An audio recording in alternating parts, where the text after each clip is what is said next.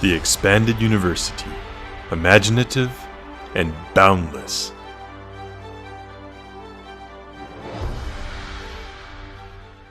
References are brought to you by our personal collection of books, the Cardass Library. In the first video in this series, we went through suggested reading order for books centered on the classic trilogy characters. Now, we will suggest the reading order for prequel-era books. The following list represents several hours of thought, arrangement, more thought, rearrangement, and then more intense thought and more rearrangement. This list is by no means chronological. In fact, I recommend not reading the books in chronological order. My opinion of books, combined with their lack of criticality, moves them down the list, where they can be read later as supplemental material. I will provide my reasoning for each entry. Due to the fact that there are only a third the number of adult prequel novels than Bantam-era novels alone, means that this exercise was much simpler. Starting points can be difficult to settle on, but I decided to go with Cloak of Deception by James Luceno. The book takes place before The Phantom Menace but was released in 2001 before Attack of the Clones was released. George Lucas himself asked Luceno to include a character from the film. Reading this novel first will set up payoffs not only in The Phantom Menace, but also in AOTC and other novels. Next up are Darth Maul Saboteur and Darth Maul Shadowhunter. The former was an ebook, but can be commonly found in paperback editions of the latter. Darth Maul is able to star in his own stories in these books, further setting up the events of The Phantom Menace. Star Wars novelizations are hidden gems hiding in plain sight, and the Episode 1 entry is no exception. Terry Brooks, privy to information from Lucas himself, inserts not only history of the Sith Order into this book, but also chapters with scenes not seen in the film that foreshadow events in Episodes 2 and 3. The Outbound Flight Project was first mentioned in Heir to the Empire.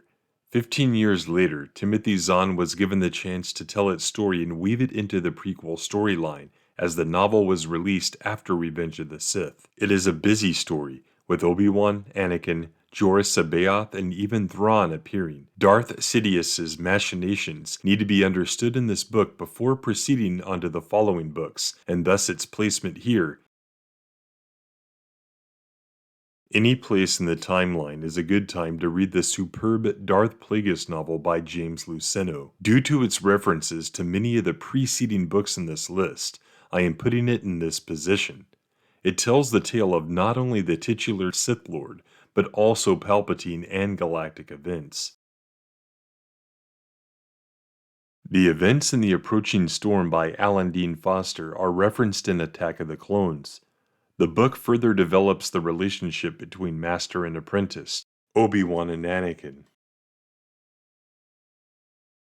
R.A. Salvatore's Attack of the Clones novelization includes scenes not shown in the film, including an expanded subplot involving the Lars family. As well, the deleted scenes involving Padme's family are included. The Clone Wars began in Attack of the Clones. It is only fitting that we start the stories from the war with some of the best books from that period. The first 3 books from Karen Travis's Republic Commando series should be read back to back for the sake of sequentiality. Shatterpoint by Matthew Stover was the first novel in the Clone Wars multimedia project, although not the first story. Mace Windu gets a chance to star in this excellent novel that pushes the limits of Star Wars storytelling. Stover references New Jedi Order and foreshadows the events of Revenge of the Sith.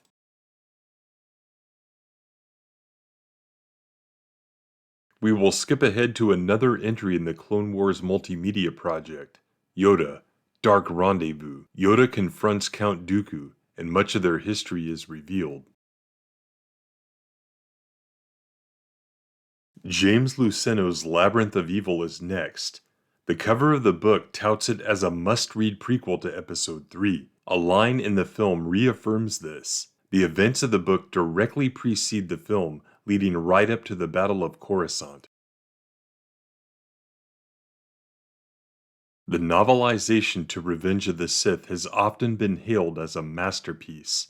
With Lucas's editing, Matthew Stover told the story of the film with references to the comic story arc, Tartakovsky Clone Wars, Approaching Storm, Dark Rendezvous, and his own Shatterpoint. He writes in starships first introduced in West End Games books from the 80s.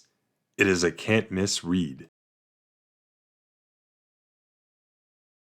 The next decision was tough. Many consider Labyrinth of Evil, Revenge of the Sith, and Dark Lord, The Rise of Darth Vader to be a trilogy. I went with Order 66 after Revenge as some of the characters in it appear in Dark Lord. Order 66 by Karen Traviss shows the various clones' reactions to the directive to kill Jedi. James Luceno's Dark Lord, The Rise of Darth Vader has Vader undergoing something of an identity crisis as he attempts to take on his new role as a Sith Lord. During his personal struggle, Vader must take down a rebellious senator and surviving Jedi. 501st by Karen Traviss wraps up the Clone Commando arc as the series was cut short due to a disagreement between Traviss and the publisher.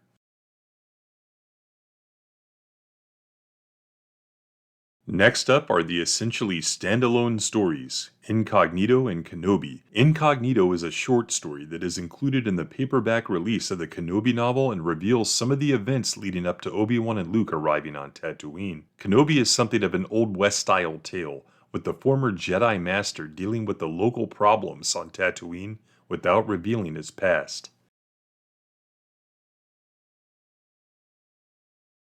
Next up is the Coruscant Nights trilogy by returning Star Wars author Michael Reeves. Jedi survivor Jax Pavin fights the Empire through a resistance movement in this Noir-style series. Darth Vader is present in the books. Despite the cover of the third book, there is not a lightsaber duel between Vader and Pavin.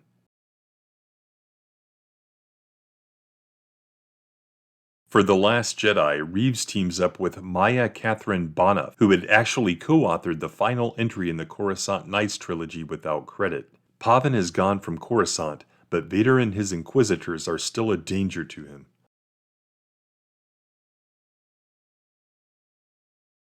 We will backtrack now to some Clone Wars multimedia project novels that just weren't must-reads. First up is The Cestus Deception, an accompanying short story The Hive, both by Stephen Barnes. Obi-Wan and Kit Fisto take center stage.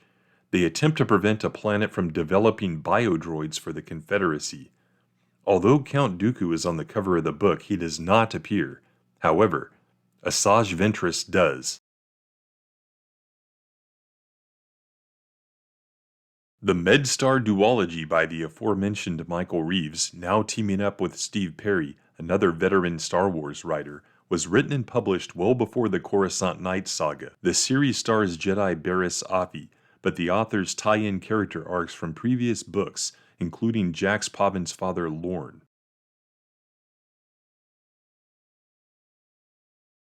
The final Clone Wars multimedia project novel in this list is the mostly forgettable Jedi Trial by David Sherman and Dan Cragg. One interesting aspect of the novel is the appearance of Nejah Halcyon, Corran Horn's Jedi grandfather, introduced into continuity in the first X-Wing novel. Halcyon and Anakin share their secrets about romance and marriage outside the Jedi Code.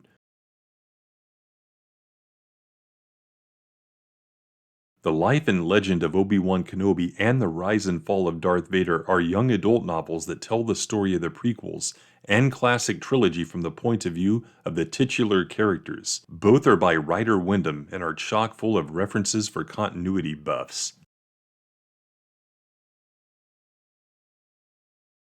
Next are several young readers series. The count numbers just under 100 books total. Jedi Apprentice, Jedi Quest, as well as a few other books were written by the prolific Jude Watson. Legacy of the Jedi is considered by some to be part of the Clone Wars multimedia project. There are some great arcs with Qui-Gon, Obi-Wan, and Anakin.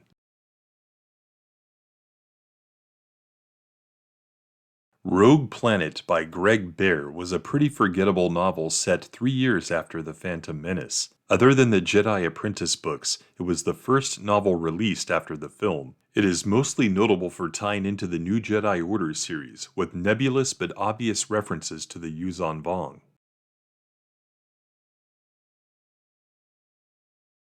The Last of the Jedi series, also by Jude Watson, was not as well received by fans, and thus its placement at the end of the list. Appearances by Obi-Wan are interspersed throughout the 10-book series.